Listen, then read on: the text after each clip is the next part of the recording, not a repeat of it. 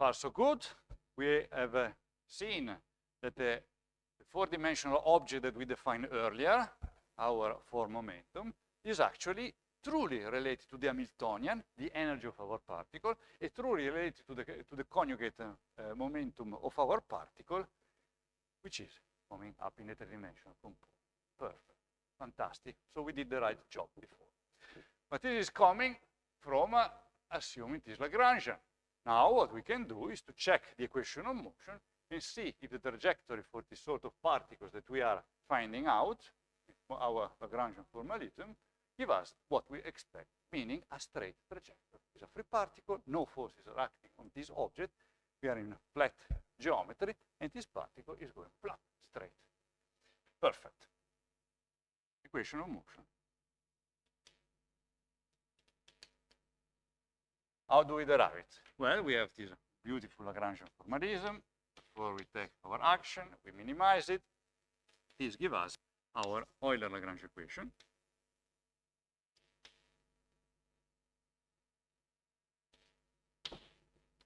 Let me write them here, which are just the derivative with respect to t of the Lagrangian derivative with respect to the conjugate variable, that's the velocity, minus derivative of the Lagrangian with respect to the x.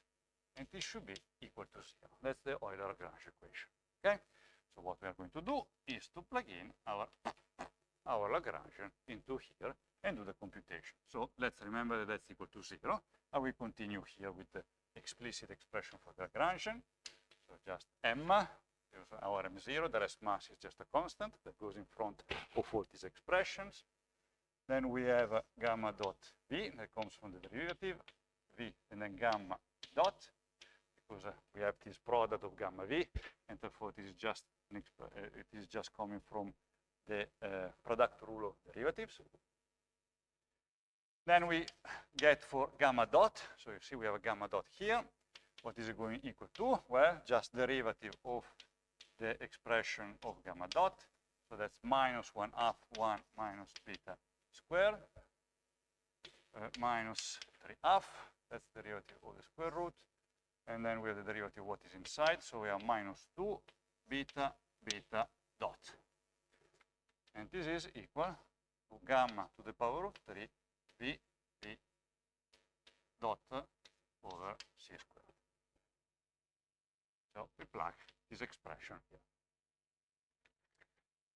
This is going to give us, once I group also v, the acceleration outside, so our v dot outside, that's gamma 3 v squared over c to the power of 2 plus gamma.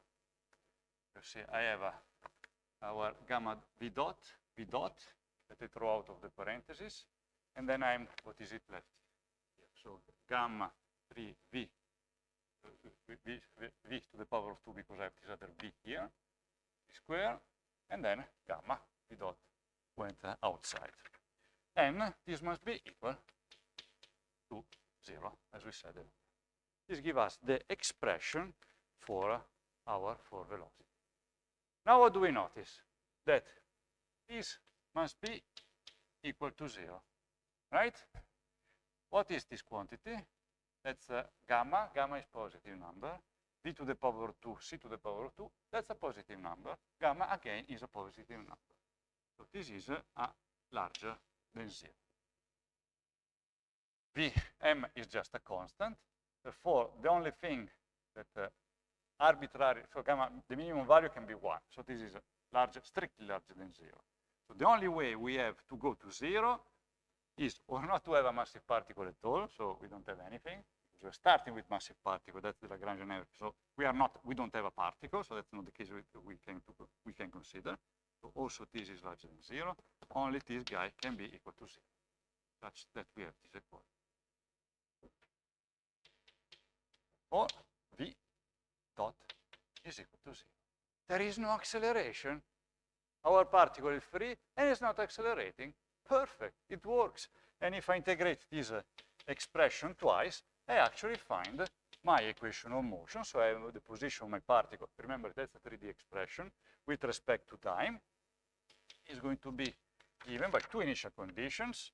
One is the initial velocity times t plus the initial position x0, straight trajectory.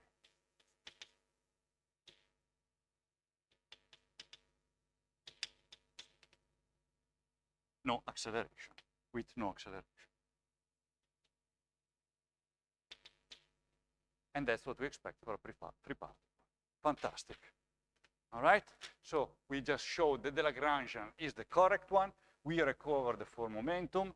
We recover the conjugate momentum. We recover the Hamiltonian, and we realize that this is actually a legitimate four vector. Fantastic. We have an object that can be used in a covariant theory.